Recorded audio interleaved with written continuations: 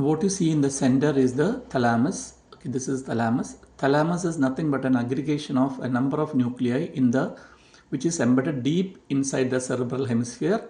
So the cerebral hemisphere is seen above, and the importance of thalamus is that thalamus is actually a gateway to all the sensations which are entering into the cerebral cortex.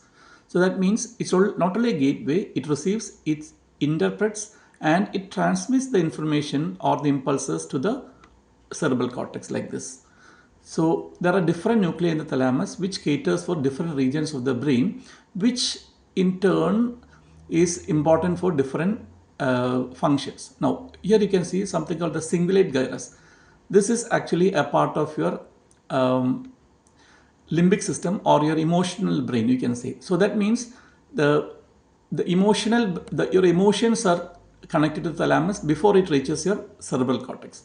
Similarly, you can see other areas like globus pallidus, subthalamic fasciculus. These are part of the your basal ganglia. So this shows that basal ganglia is the area which controls the initiation of your movements or motor activity. So that also, before reaching the cerebral cortex, it has to reach the thalamus, then goes to the next order neuron, goes to the cerebral cortex, as you can see from here. Similarly, cerebellum, which controls your movement while you are in action. So cerebellum also the same process, thalami to the cerebral cortex. Now you can see medial lemniscus, spinal lemniscus, trigeminal, all these things are tracts which carries the sensation like pain, temperature, touch, pressure, etc. All these are also reaching the thalamic nucleus.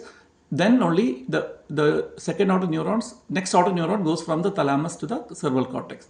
Now you can also see here, these are also interconnections from the cerebral cortex. See, the parietal, temporal, occipital lobe also runs to the thalamus for other sensation like spatial orientation. So in a nutshell, what I would like to say is thalami is actually a kind of secretary to the brain.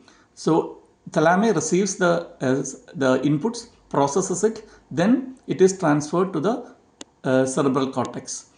So that is a very important structure. We will discuss about it in the coming sessions. Thank you.